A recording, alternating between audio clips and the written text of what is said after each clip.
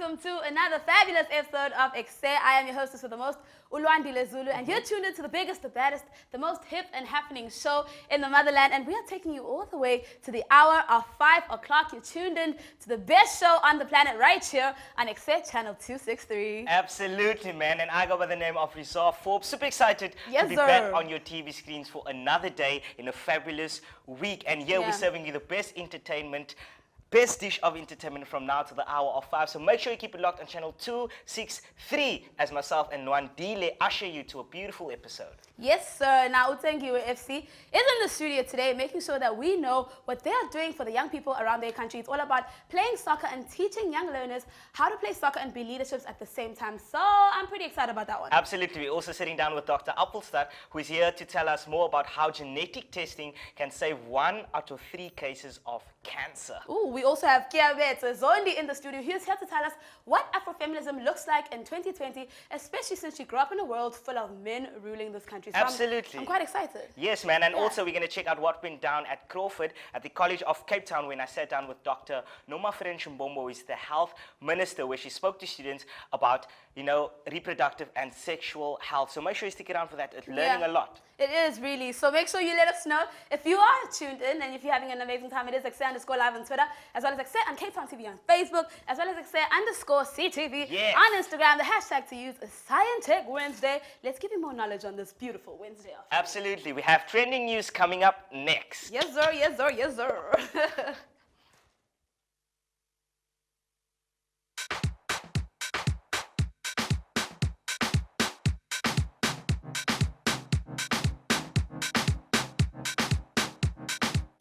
Welcome back, everybody. Now, we promise you nothing but the juiciest scoop of everything that's happening in South Africa. And my darlings, we have never, ever lied to you, okay? So we're going to be giving you guys what happened in South Africa this past day, 2 days, 3 days. But anything that's fresh on you, that's why we call it trending news. Take it away, Rizal. Well, I started trending news off on a rather sad note when a man actually died after being struck in the face with a brick in full view of the police. Now, one man has died after a brick hit him in the face during a fight in full view of police in Kempton Park, Gauteng on Monday. And according to police, an officer on duty spotted 2 men fighting on the corner of Long and Kasurina Street around 1840 rather. Now, police initially intervened, separating the 2 men, and the suspects approached the victim, pushed him, and picked up a brick when he threw the victim in his face, and it hit his forehead. The victim then collapsed and bled from the mouth and nose, and according to the police spokesperson, Captain K. Makubele, the victim was then rushed to hospital. Now, the initial charge for the suspect was attempted murder, but police then found out later on that the victim actually died in hospital, and they changed the charge to murder. That's sad. That's very sad. But hopefully, I'm lucky it happened in front of the police. Now they can actually do something about it. Okay, we can hold them accountable. Because I mean, they were there most of the time. They just say they weren't there. Another story that is trending onto happier news. Want to wish the incredible goalkeeper for Keabetswe congratulations on the birth of their baby boy with his wife. Congratulations. Halala, clap your hands, Rizal. Just give them a congratulations. But on a more sour note, his ex, Usbahle Mpisane, did speak about why they broke up after her accident. As you may or may not know, she suffered amnesia after her car accident, so therefore she did not remember Idumele Nkune. So after that, after the hospital, she states that he was supportive a lot through the incident, but she had to let him go to go find love. And my darlings, as you can see on this beautiful picture, he indeed did find love with his gorgeous, gorgeous new wife, as well as their beautiful baby boy. Bundles of joy all summer 2020. Every bundle. It sounds like a very nice romantic movie, you know, to watch. No. When the love, she forgets. She forgets. Things like that. No, but then he doesn't date the same person. He moves on to another person. Still a love story. Anyway, moving on to some more news now. The SA Post Office, the workers there are demanding protective wear, especially they are wary about packages coming from China, and also they're thinking that we should be protected because of the coronavirus. virus. Now, as the death toll from the dreaded coronavirus reaches 1,000 in China alone, South African postal workers have refused to handle packages originating from that country unless they were issued with protective masks and gloves. Now, while packages from China piled up at mailing sorting centers around the country, the SA Post Office relented and ordered workers to wear masks. Now, SAPO ordered the dust mask to be used now while they are still checking if anything reported positive with the virus in South Africa. Now, the workers have been saying that, you know, we're all but wary of the packages that we are handling. So isn't it best if we then receive protective wear? And there's also been claims, you know, from investigations saying that are these guys basically complying to the health and safety rules and things like that as well? But I mean, if I was a worker at the South African Post Office and things are arriving from a country where people are literally do you know what I'm dying, saying? And there's a virus coming, killing people. I would want more than just protective wear, you know, things like that. So that is 1 our million. round of... I want 1 million. Yeah, no, more than that. I think my life is worth more than that. Yes, that is sir. trending news for you. We'll see you after this. Make sure you keep it locked on channel 263.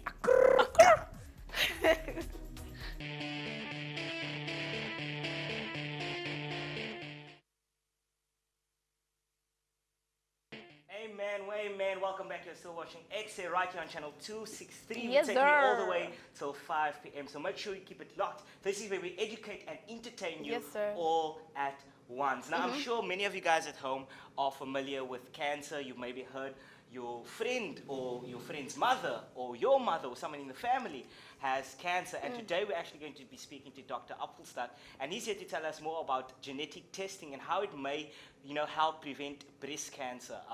Welcome, doctor. How are you doing? Yeah, good afternoon. Good afternoon, viewers out there. Nice to be here. Absolutely, man. Before we kick off with anything, I want to know more. Can you tell us more about the work you do as a researcher and surgeon, you know, for heart and thyroid health? Okay, yeah, it is so that for all solid tumors, like, for example, breast cancer, surgery is the only method that opens any chance of long-term survival. That's why it's fascinated me. But it has also fascinated me why people get cancer.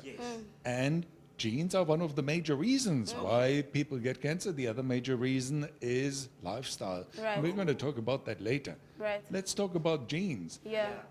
Genes is what makes us what we are to a large extent. Because when your dad and your mom came together to make you as beautiful as you are today, a sperm and an egg came together, and what became of you is a mixture of 50% of your dad and 50% of your mom.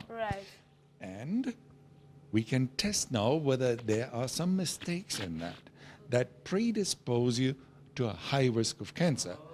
Like, for example, there are some mistakes in certain genes that give you a 90% risk of breast cancer during your lifetime. 90%. That's almost being sure that you're going to get breast cancer. The question is only when you would get it. So I'm guessing that's what genetic testing is, just seeing what it is that is wrong with your genes, or rather that can give you breast cancer with your genes. And it has also got a converse side. If a breast cancer genetic abnormality is found in a family, there's always the chance, because you're half a father, half your mother, that you have inherited the healthy gene from the other part of your family. For those patients, it's always a great relief that they do not have this big risk. And there's quite a big buzz about how genetic testing can prevent cancer. Can you tell us more about that? What are we looking into? We cannot exactly prevent cancer, but we can identify risks. Number one, there are hardcore risks, the 90%ers. But then there's also a genetic group that has less risk, like, for example, how women metabolize estrogen. There's also how you metabolize certain toxins. Just to give you an example, we know that not all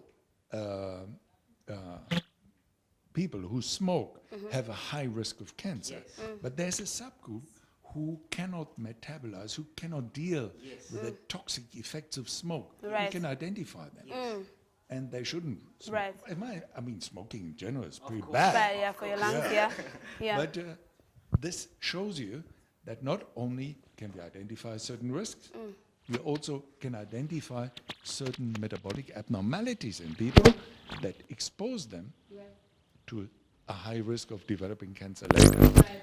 And one might say that this is a scientific breakthrough. I mean, discovering something like this, or rather even the thought of the fact that we could be able to prevent breast cancer. Now, what are the positives and what are the negatives that come with this scientific breakthrough, as we call it right now?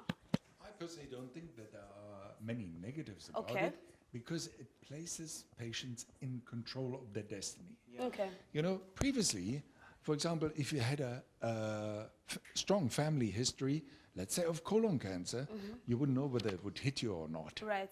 And maybe you had the healthy gene, maybe not. We couldn't test for it. These days we can test, and if we identify you have the healthy gene, Right. hooray! Yeah. If you have the disease gene, then we at least know how to get this risk down. Just to give you an idea, if we identify a high risk breast cancer genetic abnormality, those that give you 90% risk of breast cancer, we can do a surgical procedure And remove it. Remember that one? That's the procedure she had, and that reduces the risk of breast cancer to less than 5%. Okay. So that's highly effective, highly Yeah. curative. Yeah. Wow. But we're moving also into the next stage. I think we're going to see within 5 to 10 years that we can edit genes in humans, Yeah. so that we actually can repair the genetic Really? defect. Yeah. And that is really exciting. Yeah, that is really That exciting. is Yeah. it's super exciting. And I know you mentioned that your lifestyle, you know, the things you eat, the things you do can affect you as well, getting a high risk of cancer. So does that mean that the way that I live, I can lower my risk Of getting breast cancer? That holds true.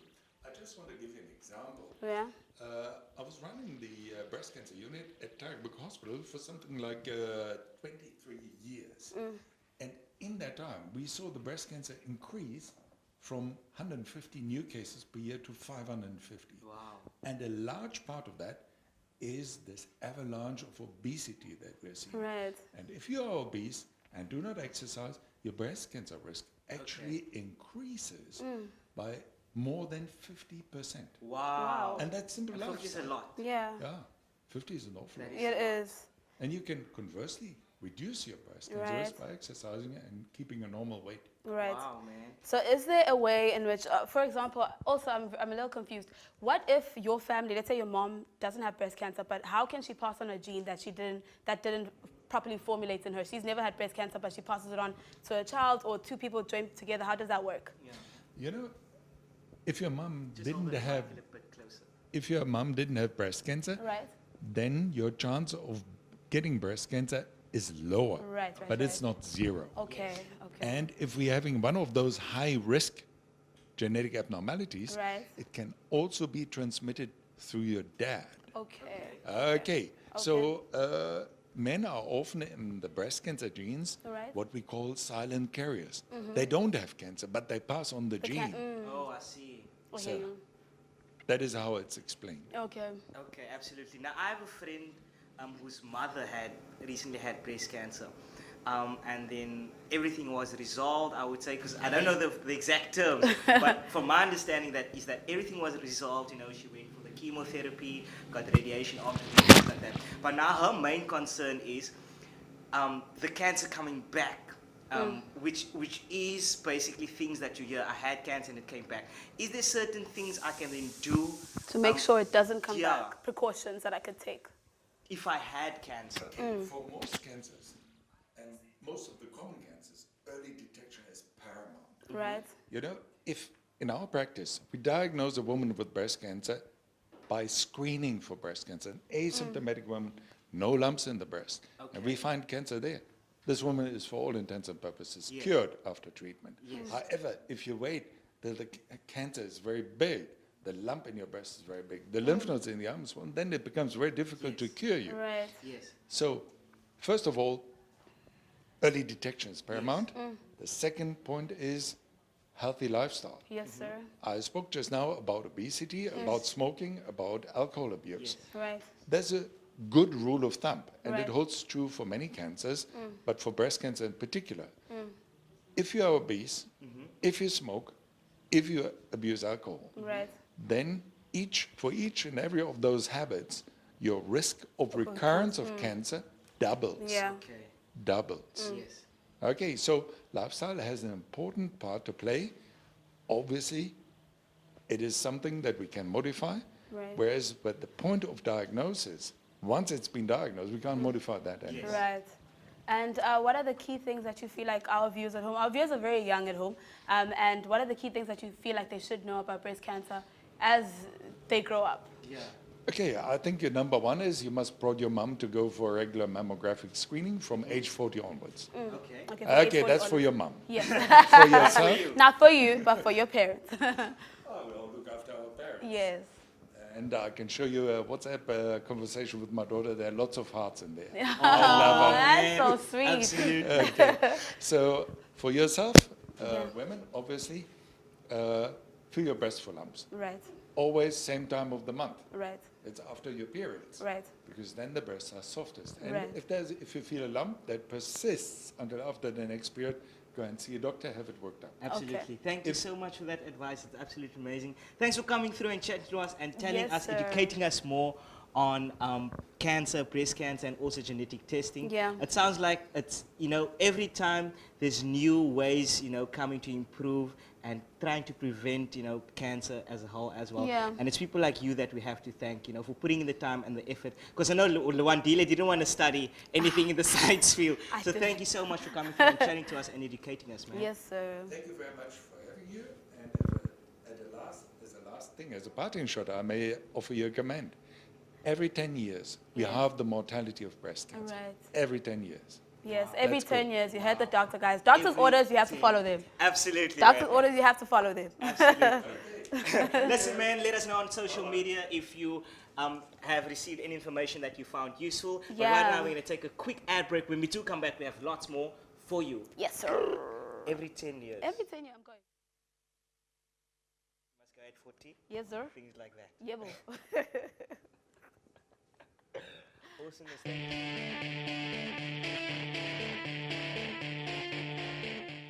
Which camera's coming? Hey. Hey. Listen, man, this past week I went to Crawford, to the College of Cape Town, where I spoke to Dr. Nomafrench Mbombo, who is actually the health minister of the Western Cape. And she then spoke to the students about sexual and reproductive health, and how to take care of yourself, not just as a woman, but as a guy as well. So make sure you stick around and see what went down. Yes, sir.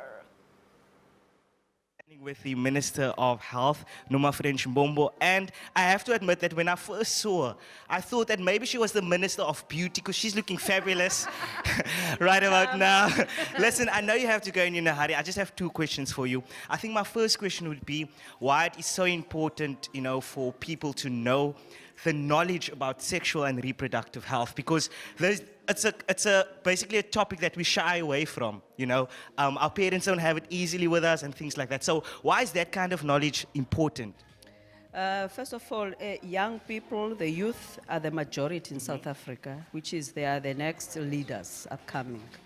And therefore, we have got an obligation and a responsibility to ensure that they are safe, health-wise and everywhere, in all other aspects. So we are here as part of the higher health, which is the higher education responsibility, where they make it a point that they do the HIV/AIDS activation, which is no longer now about HIV/AIDS, it's the whole pack of first things first, knowing your health status. That includes knowing if you have got chronic conditions or for early treatment, the TB and the HIV care, the substance abuse and the drug, the gender-based violence, and also to educate about the issues on the LGBTIQ, so that you don't only have one understanding of the whole of what is happening, but it's a whole issue about the human rights. Yes. So that's what they've been doing. We have done a lot of activation, and noting that at the Crawford College, they've always been left behind. At universities, which is are used to be a lecturer at a university. The activations have been there, even incorporating the issues of the HIV/AIDS, etc., within the programs, not only the university programs, but also as embedded within the curriculum.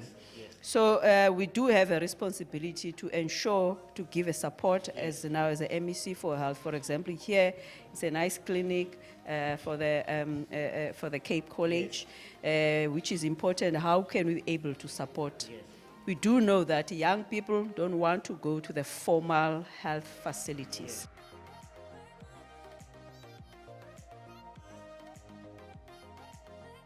I want to know from you, how did today's initiative come about? How and why, basically?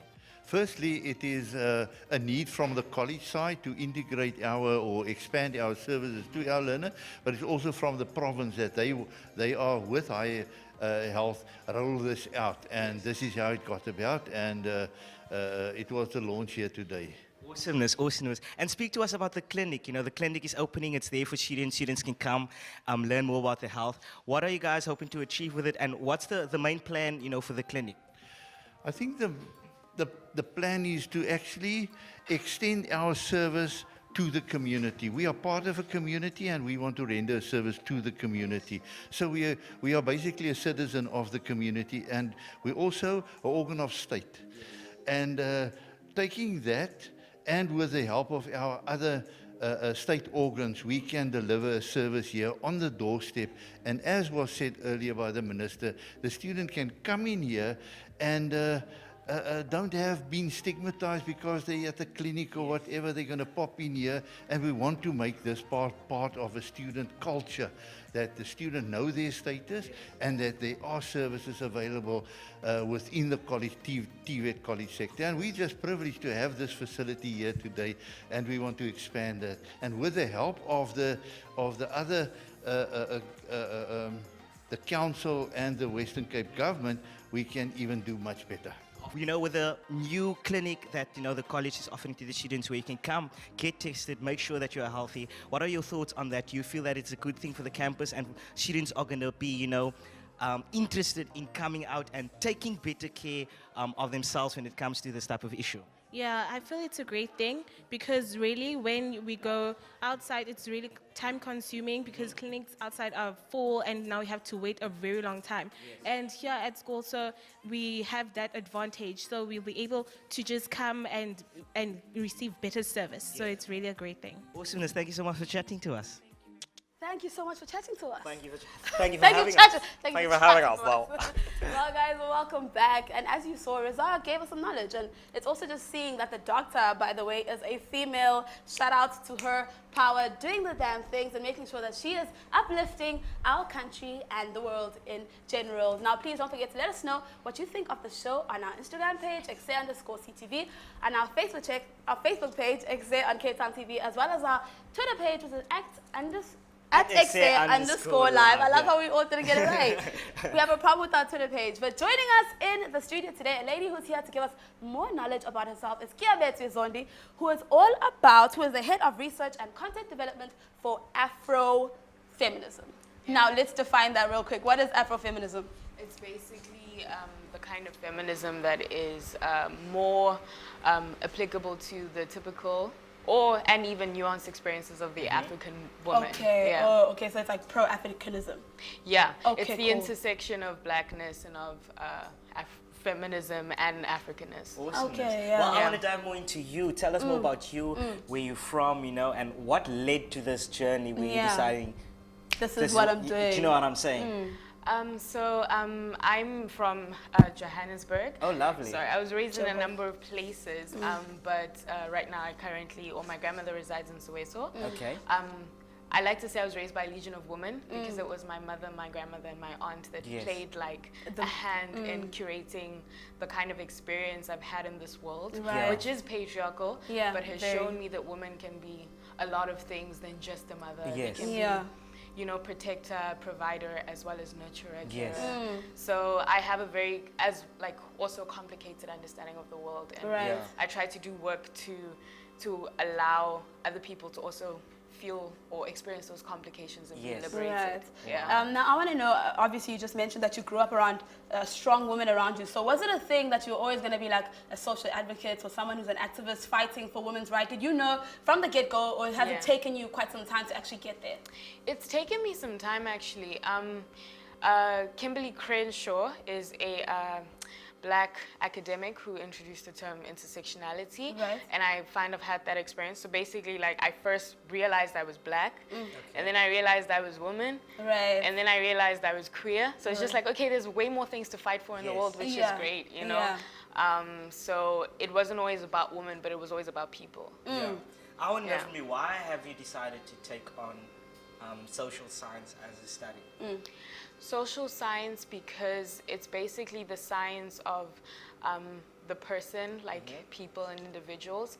And I think social science because we need to find more ways to understand ourselves so that we can do better as people. Things like psychology are relatively newer fields than, you know, other kinds of disciplines. We also have like anthropology, which has become more respected as an academic field than, you know, other kinds of disciplines. And I think it's important because people have literally been around forever, but we don't talk about the study of people as like profoundly as much as we talk about the study of medicine.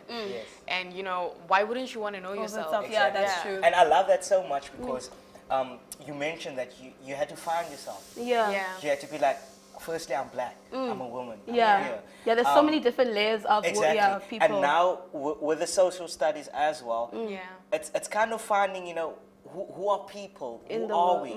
Is that important to kind of know yourself first and then go into career path? I don't think so. Like, I'm not a practicing psychologist right now, but I'm always a person. And the idea of waiting to learn first before you practice, for me, I think holds a lot of us back. I've been able to do work in like social justice fields without having particular qualifications. It doesn't mean that like I was misdiagnosing people, but psychology, for example, I interned with a bunch of psychotherapists and learned and was trained as like a peer counselor. You know, we need people at every level, you know, that are intersecting or interacting with ways to make this world a better place. Because if we wait until somebody else saves us, we'll be waiting forever. Forever and ever and ever and ever and ever. Clearly that point touched Rizal. Something that I want to talk about is we're going to take it back home to KZN. I'm also from KZN. You can step out of this conversation. I'm from Joburg, but I did live in KZN for 2 years. You only lived for 2 years? For 2 years, growing up in a patriarchal world, what do you think are some of the key things that women should hold to themselves to make sure that they succeed? Because, I mean, in this world, you see so many things about men and for men, but not so much for women. How can we change that? The question of change, I think, scares a lot of men, because when we say that patriarchy is a system of dominance where men are basically put on a pedestal, the question of change kind of implies that we want to dethrone them. But I don't think like changing it, I would rather use the word complicated or add more experiences. So Miss Universe Zondi take up space. She said it. She said take up space. That's how we do it. I don't need to like remove a man from a position of power. Maybe I need to join him. You know? And then non-binary people and everybody must just like take up space at that table. It should fit everyone at the end of the day. And I mean that's what we are seeing today. Because if you look way back then, you know, at the olden times, you know, it was more about men taking the lead. Men should do these type of jobs and women should do, you know, these jobs and be in the household and take care of the kids and things like that. But in modern day times, we are seeing more women taking the lead. We are seeing more business women. We're seeing more women in coding, in science and things like that. Why is it so important, you know, for women to take the lead and just own themselves? It's because the root of who they are and who everyone is people. And I think even men and anybody in this life, white people, privileged people, who have had power, they come to a point where the power dehumanizes them as much as a lack of power dehumanizes another person. And if somebody is tired, you know, Bell Hooks speaks on this in her essay, like, Understanding Patriarchy. If someone is tired, like, they shouldn't be the only ones expected to do the work. We should all be involved in doing the work. So women contributing to that allows for a more holistic space, so that even if the woman herself is tired of always being, you know, an independent queen, she can also take a break, and someone can take, you know, Right. the reign, and as long as we're moving forward. Yes. Yeah, I love that. And one thing I want to speak about right now is because many situations where we face a situation where like, okay, no, maybe I should take a back seat or just follow the pattern or the rhythm that has been happening. But women, I see now, there's been an uproaring, especially in 2020, of young women who are saying we're not going to take this, but we're pushing and striving, and we're pushing feminism, and we're pushing equality in our country. What made you actually be one of those women who say, I'm not just going to tolerate being okay, but I want to be the best in what I do? Because there were moments in my life where I wasn't okay. Okay. You know, being victims of being overlooked in life, victims of sexual violence, victims of just any kind of process of marginalization made me realize that, you know, it's the taking up space that I do is an act of survival before it's an act of activism. You know, like it's just about validating my own kind of experience as a human being, even when that experience means being black, being queer, being woman. Yes. Yeah. And I love that. I love that, yeah. And our viewers at home, you know, are young girls who are actually watching. Most of them are high school kids. And I like to think that we kind of really find out what type of person we are in high school, you know, because this is where we make the type of friends and who we sit in a company with. They will be like, oh, this is me, am I this type of person? So for a young girl at home who is watching, what type of advice would you give to her if maybe she's feeling that she's not owning her space, you know, she's maybe just feeling demotivated and things like that? Because, you know, young women go through a lot of things. And that's one thing that I realized, because sometimes guys, we're oblivious to this. We just think, the girls, they just want to do makeup and feeling cute. But I've realized that women goes through a lot of things on a daily. So what advice would you give to someone at home who just needs that motivation to own her throne? In 30 seconds, Did I just hear Boyti's show? Oh, her throne, hashtag that other TV channel. Yeah. I think the most important thing for anyone is to you need to be strong internally before you attempt to fight a world that wants to beat you down. So find community, find people that validate your experiences, and learn to grow comfortable with being in uncomfortable positions, because that's how you take the space up. No one gives you a seat sometimes. You have to, pull one out. Thank you so much. And give us your social media handles quickly, just in case someone wants to find you. All right, so my social media is at Keabetswe _Zondi on Twitter.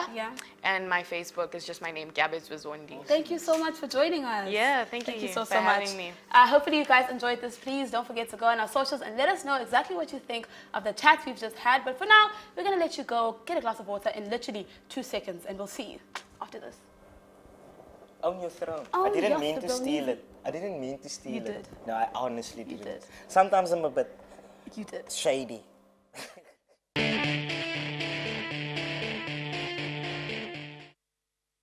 Hey man, we're still holding things down right here on Ekse Yes, till sir. 5 p.m. Make sure you keep it locked. Channel 263, Monday to Friday. Yes, this sir. is the biggest, the baddest, and the most hip And happening show in the motherland. Remember to make sure to connect with us on all of our social media platforms. On Facebook, we are Ekse on Cape Town TV. Yes, and sir. on Twitter, we are at Ekse_live. Natuurlijk, het is een Instagram bladsy. That is Ekse_CTV.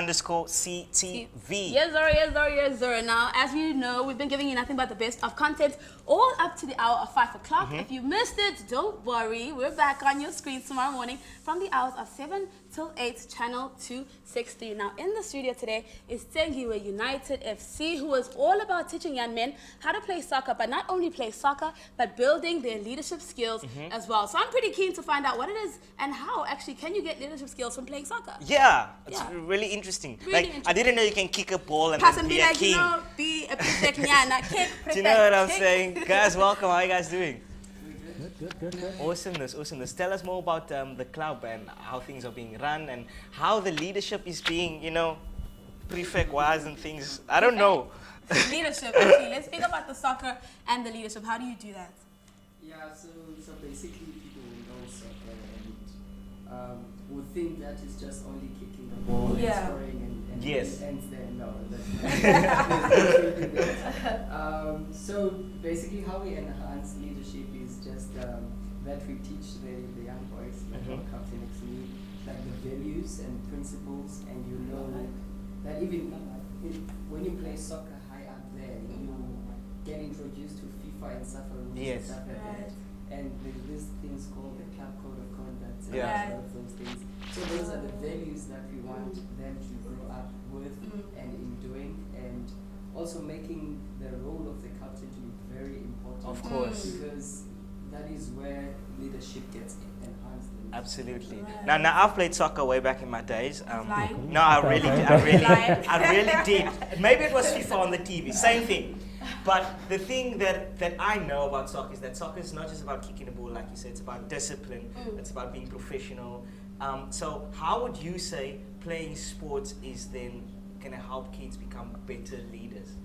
You know, you would find that most of soccer players, most of the soccer players that you get, they get like mentors. Yes. As a soccer player, you need to be very disciplined Yes. because it's a very short career. It is a very short career for you because you can just lose it by just doing something Yeah. else. So you need people to mentor you, Yes. to show you all these things. Yes. So that's why we're here now to show the world out there that they need leadership. Yes. They need leadership, and me and Mr. Tsengiwe, we're just here to lead those young ones. Of course. You're right. And speaking of young ones, I see a young one right in my preview, looking so handsome. Now, when it is soccer, what has it taught you? And being in the league, what has it taught you? How are you developing any of your skills? Soccer has taught me a lot of respect because I am a captain with big boots. Oh, captain. I am one of the youngest in the team, so being a captain is such a special thing. Yeah. And I want to know from you as well, when it comes to being the captain, you know, you have this responsibility of leading the team, which is a big, big responsibility. But outside of soccer, you know, being the captain on the soccer field, if you take it outside of soccer, how has being the captain on the soccer field helped, you know, you in your daily normal life, perhaps going to school, at home and things like that as well? And when you do answer the question, just make sure you tilt the mic closer towards you. When in the field, you get players arguing with the ref. Yes. So- Oh, we see that on TV. So All the you as a time. captain, you must go and stop them. They must move away from the ref.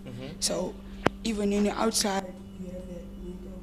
Yeah. Guys, just go on to this. You want to Yes. be the leader. Yes. And keep on telling the boys to do the right things. Wow, I love See, that. he already has the right mentality. Tell people to do the right things. So can you please take his mic? I have a question for you now. What is one thing that you feel you've seen a difference when you started helping young men out in leadership?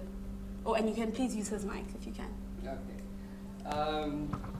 So basically, you have kids that will come in just only to play soccer. Right. But then you will see when you take them through what the team is about and what is it that we're trying to achieve as well. And when you introduce them to these values and principles that we have, and then you will see a shift. Yeah. And we always tell them that, you know, it's not really only about soccer. Yes. It's just using soccer or football just as a vehicle to But, bring about change. Of course. Yeah.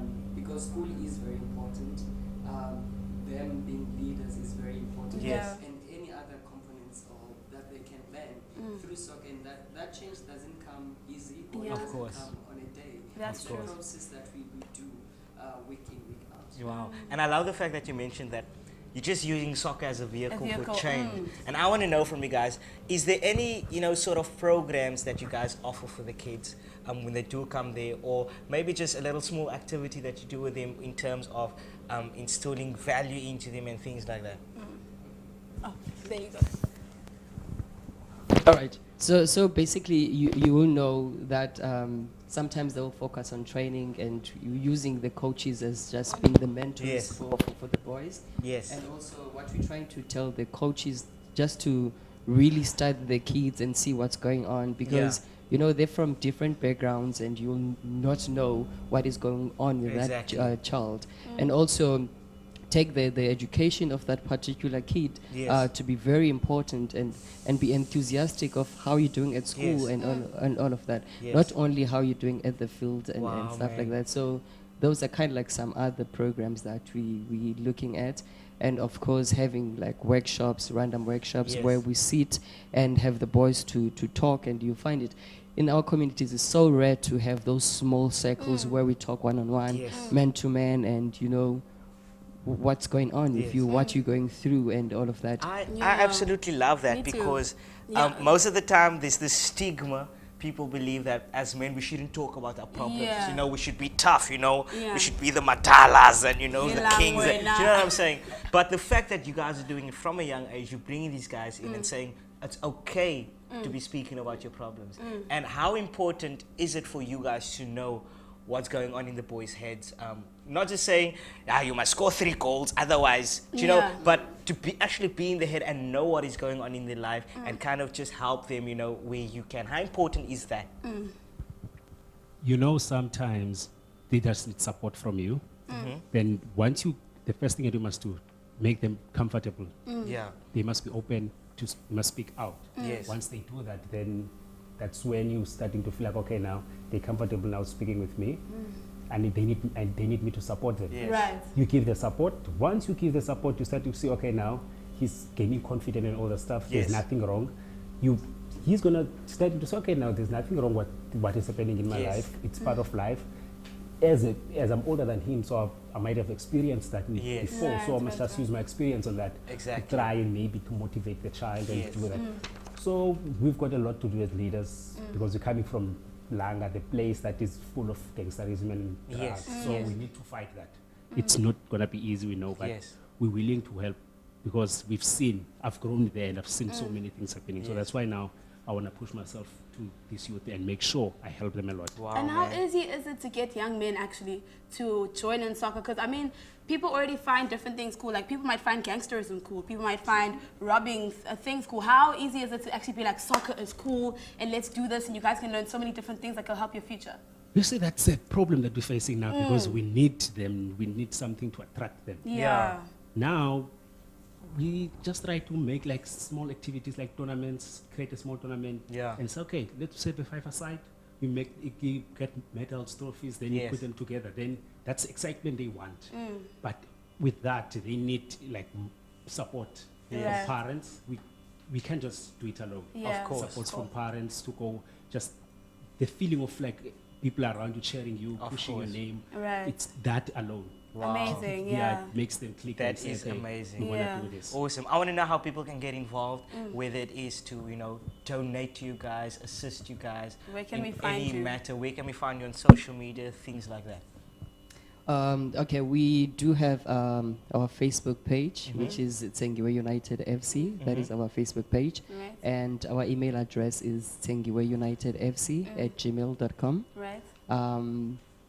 And then the contact details is 060-443-6235. Awesomeness. Awesomeness. Thank you really. guys so much, man. And Thank thank you. you for what you are doing for the kids and for the community of Langa too, man. Thanks so much. Yeah. And I hope that they continue that. Me too. I do hope you continue that, and we do apologize for all the technical difficulties. Having a long day in studio today, but to go on a little break, and we'll see you after this. I think I'm joining the club. Gang, what you get? No.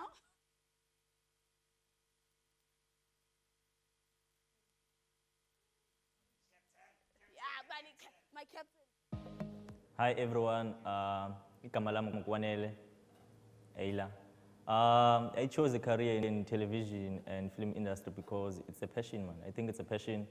I've always been passionate about camera and television and film industry. I guess that's why I chose a career in that. I've always wanted to be, I've always wanted to create stories.